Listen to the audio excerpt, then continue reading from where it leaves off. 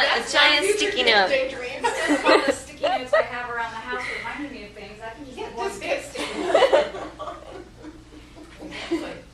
That you would take that all. I was thinking of all my nose plaster too.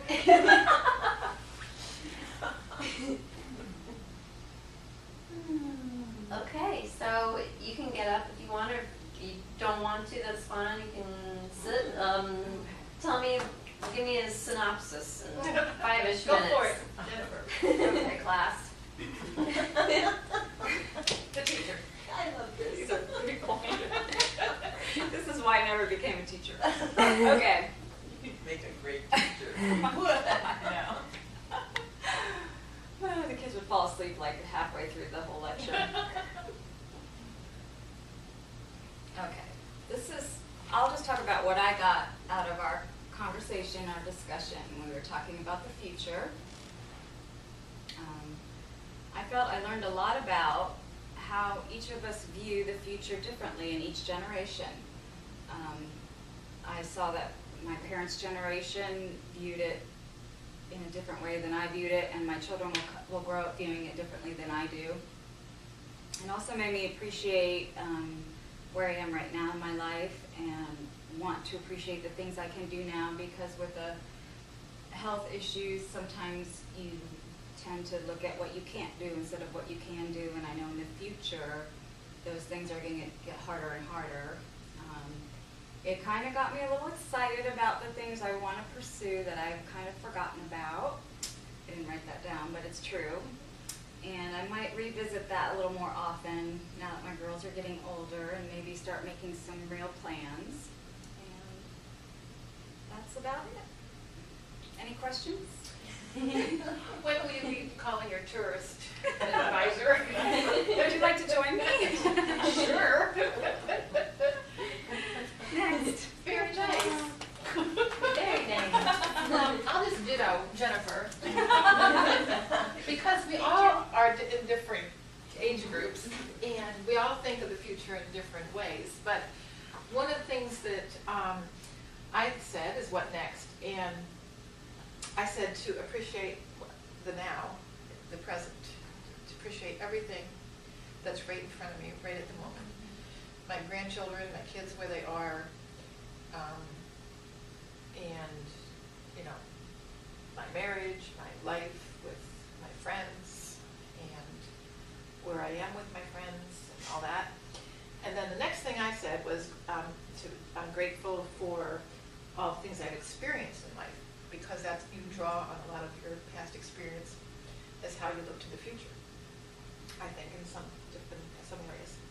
And live in the present with an eye on heaven. That's That's a great phrase. that's a real thing that I think about more and more, is like when you have, if you give yourself X amount of years, okay, what are you going to do for these last amount of years?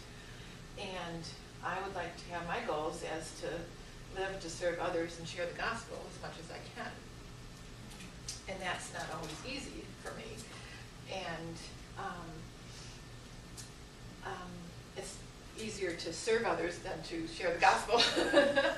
But you're actually, when you're serving others, that's part of sharing God's good news too. So it's an interesting concept to think about the future. And that's all I have to say. Should be a song, live in the present with an eye on heaven. I think you should make a song I like think that. that's beautiful. That was very well said. That was good. I'm staying here because I have a phobia about getting up in front of people and Hey, talking. I have a phobia and got in front of people. You I have a do. phobia too. I have a serious You phobia. were an actor. But that's different. It's a totally different thing. I have a phobia of getting in front of people, not in front of strangers in a crowd that I don't know playing a role. It's very different. Sitting in front as yourself versus a character. That's true. That's true. That's why I think a lot of actors are.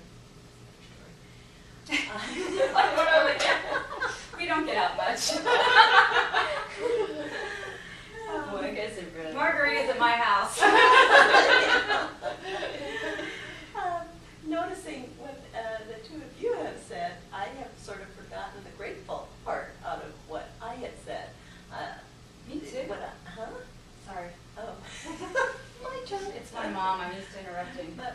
I want to learn from the past because I've got a lot of it. And I am grateful for the place I'm at now. And what I've learned is I want to be, to be grateful for all the things I have as opposed to the things that I thought I wanted early on in life. So that it's been a good thing for me because I'm happy and satisfied with what I have now. And I think that, but I still want to anticipate and look forward to what's going to be. I don't want to stop anticipating joy in the future. And being in our home church has helped me focus a little bit on heaven and God too, which was kind of lost from my life for a long time. And then seeing the people in our group that have been ill and had a period of time where they knew they were not going to be with us anymore, and seeing the positive way that they faced that was a wonderful thing to see, and it made a big impact on my life.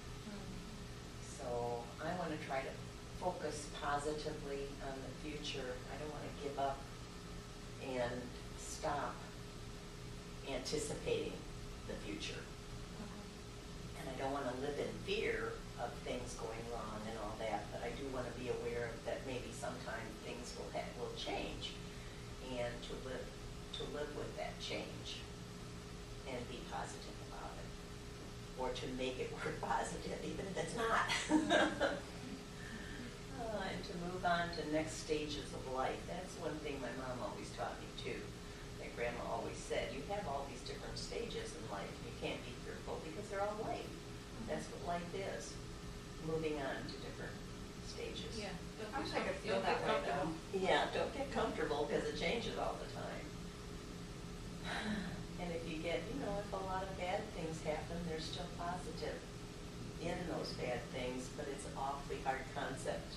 That pain and fall and getting, being tortured and dying and all that, and still having a positive attitude. And That's why he was such a good example. yeah, I know. It's hard to be that way.